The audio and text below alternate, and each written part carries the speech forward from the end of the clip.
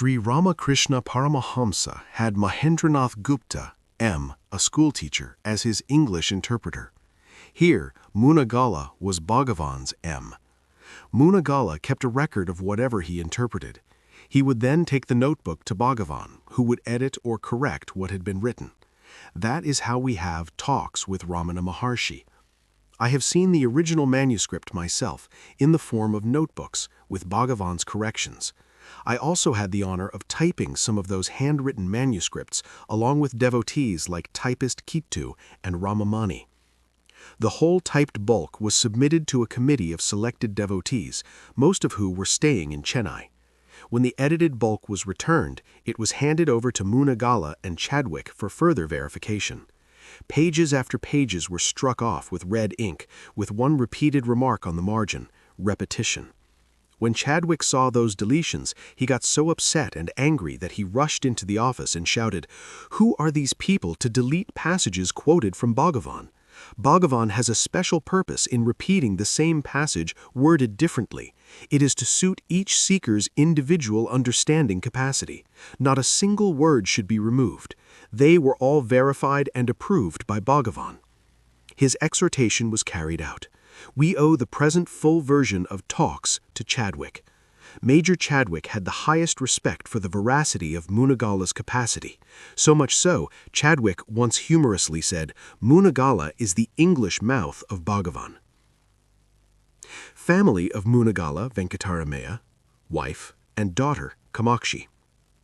Bhagavan, sensing the intelligence and enthusiasm of his disciple, asked Munagala to translate ancient texts like Tripura Rahasya, Advaita Bodha Deepika, and Kaivalya Navanitam. It is an interesting story how Tripura Rahasya came to be translated by Munagala into English. Once, Daivarata, who was staying at Nepal, sent Bhagavan a hand-copied manuscript of a Sanskrit text entitled Tripura Rahasya that he had read at the Royal Library. Bhagavan was happy reading it and expressed that a translation of it in English would help seekers who could not read Sanskrit. Munagala volunteered to undertake that work. On reading the English version, Chadwick was so happy that he offered help to type it and arrange for a special black leather cloth binding for it. It was then presented to Bhagavan, who kept it in the revolving library shelf next to his couch. It was lent to serious seekers who were keen to read ancient Advaitic texts. Bhagavan appreciated this English translation by Munagala so much that he encouraged him to translate Kaivalya Navanitam, Tamil, and Advaita Bodha Deepika, Sanskrit, into English. They were also typed, leather-bound, and kept in the library next to Bhagavan's couch. Only later were they printed as ashram publications. With the cooperation of David Mycover, Venkataramiah had already translated into English Bhagavan's Arunachala Stuti Panchakam, 5 heart-melting Tamil poems to Arunachala. This was the seed and foundation for the future edition of collected works of Ramana Maharshi that was edited by Arthur Osborne.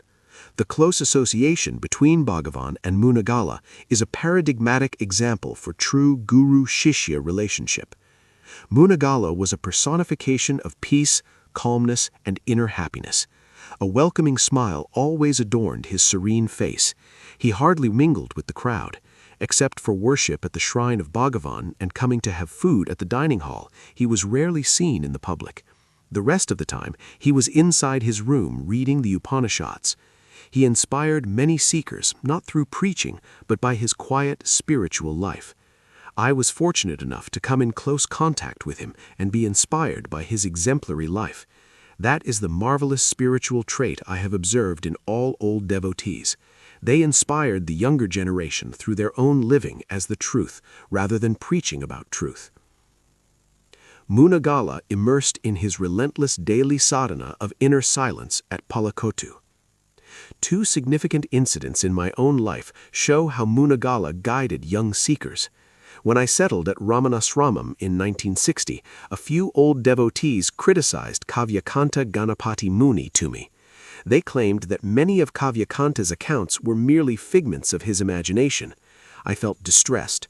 I approached Munagala, who had not seen Kavyakanta and was neutral about him. When I asked him why well-read devotees slighted the veracity of Kavyakanta's accounts, he told me, "It is not good for you to accuse anyone, especially devotees of Bhagavan. How did you come to know about the accusations against that great man? Were they not the opinions of others? Opinions sprout from the mind. Truth sparkles only from the heart. Whenever you have doubts, turn instantly your attention to Bhagavan and do not take to others' opinions. Bhagavan will guide you." Bhagavan has extolled Kavyakanta's immense capacity for knowledge and dedication to truth.